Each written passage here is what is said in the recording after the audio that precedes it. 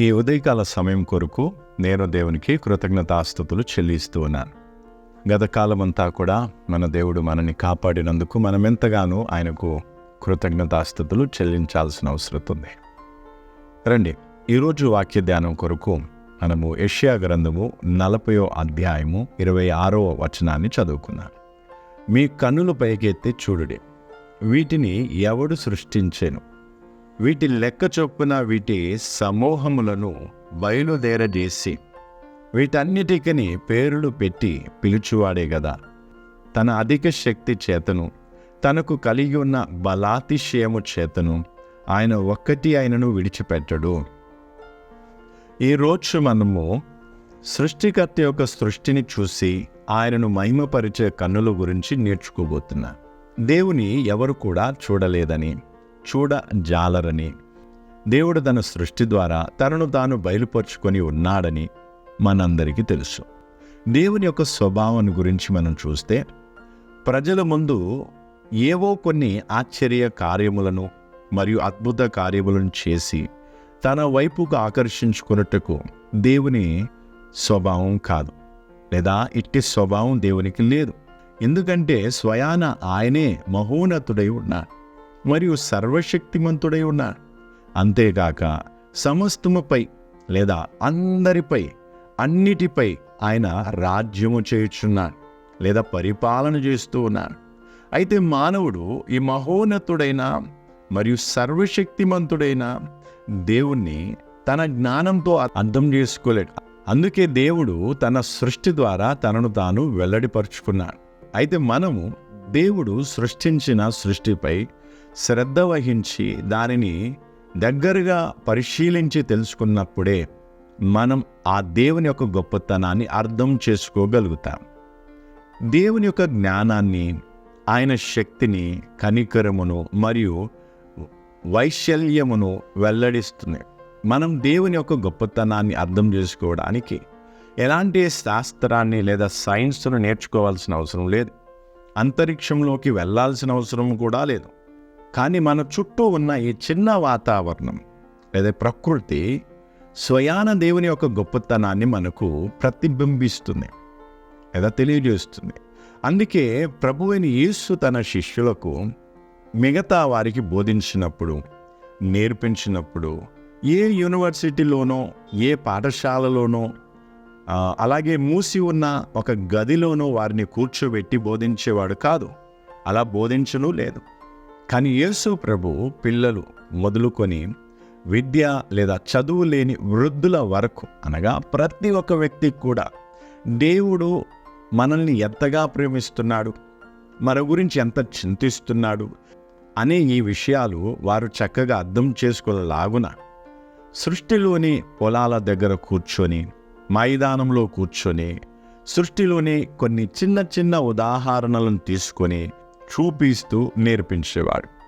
దేవుడు కేవలం సామర్థ్యం కలిగిన సృష్టికర్త అని మాత్రమే మనం చూడటం లేదు, కానీ ఆయన సృష్టిలోని ప్రతి దానిని ఎంత శ్రద్ధగా చూసుకుంటాడో అనే ఆ గొప్పతనాన్ని కూడా మనం చూడవచ్చు లేదా చూడగలం. ప్రతి ఒక్కరిని, ప్రతి దానిని ఆయన ప్రేమతో సృష్టించాడు. మరి ఆయన ప్రేమను మనము ప్రతి చోట చూడవచ్చు. కానీ మనకు ఆయన సృష్టించిన సృష్టిని చూసే కన్నులు ఉండాలి. ఆ సృష్టి యొక్క అందమును వర్ణించే మనస్సు గలవారముగా ఉండాలి. అయితే ఈ విశాలమైన స్థలము లేదా అంతరిక్షం, ఆకాశం దేవుని యొక్క వ్యక్తిత్వాన్ని చూపిస్తుంది లేదా చూపిస్తున్నాయి. ఇక్కడ మనం దేవుని వాక్యాన్ని పరిశీలించి చూసినట్లయితే, సర్వశక్తిమంతుడైన దేవుడు ఆకాశ సైన్యాన్ని ఒక్కొక్క దాన్ని లెక్క చొప్పున వీటి సమూహములను బయలుదేరజేసి వీటన్నిటికి పేర్లు పెట్టి పిలుచువాడే గదా అని మనం చదువుకున్నాం. కాబట్టి ఒక్కొక్క సమూహం గురించి దేవుడు ఎంత శ్రద్ధ కలిగి ఉన్నాడో అనే విషయాన్ని మనం అర్థం చేసుకొనవచ్చు.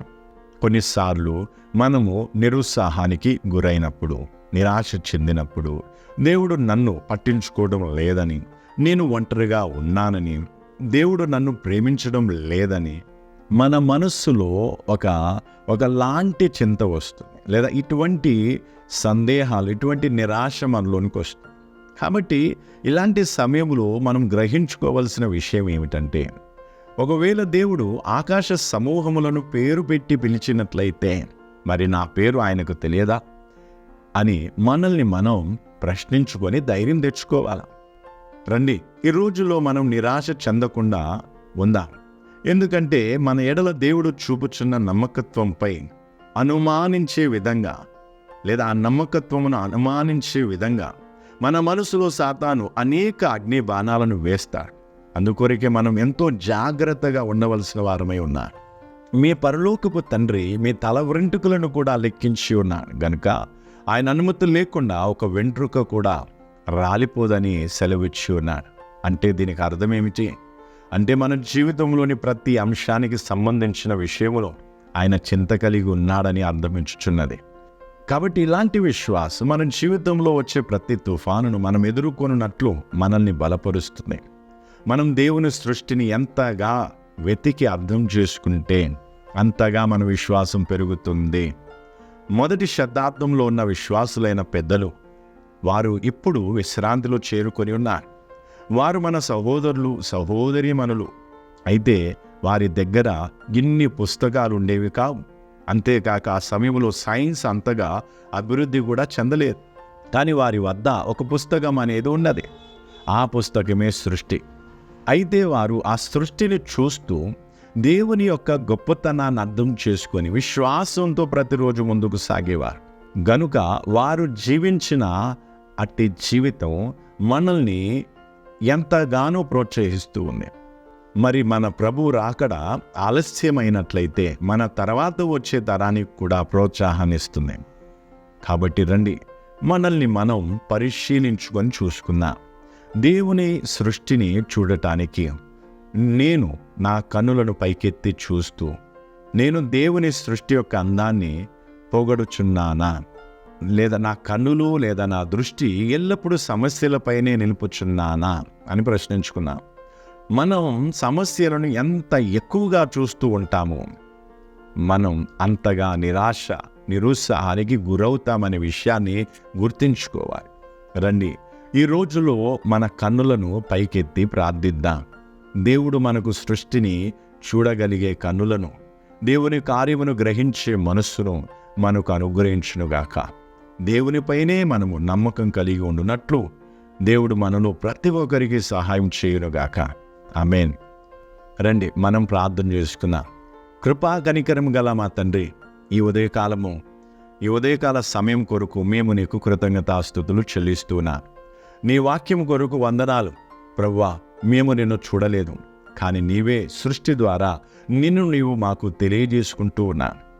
మాకు సమస్యలు వచ్చినప్పుడు మా కన్నులను పైకెత్తి నీ సృష్టిలోని అందమైన పువ్వులను పక్షులను చూసి నీ గొప్పతనాన్ని అర్థం చేసుకొని నిన్ను స్తుతించుచు ఆనందంతో జీవించడానికి ఈరోజు మాకు నీ బలమును బుద్ధిని జ్ఞానమును దయచేయమని ప్రార్థిస్తున్నా. యేసుక్రీస్తు మధురమైన నామములో అడిగి వేడుకొనుచున్నాము తండ్రి. ఆమేన్. మన ప్రభు త్వరలో రానే ఉన్నాడు గనుక ఈ రోజుల్లో మనం దేవుని వైపే మన దృష్టిని సారిద్దాం. దేవుని సృష్టి వైపు చూస్తూ ఆనందంతో దేవుని మహిమపరుస్తూ మనము జీవిద్దాం. దేవుడు మనందరినీ ఆశీర్వదించునుగాక. మన ప్రభు అతి త్వరలోనే రానే ఉన్నాడు. మరణాత.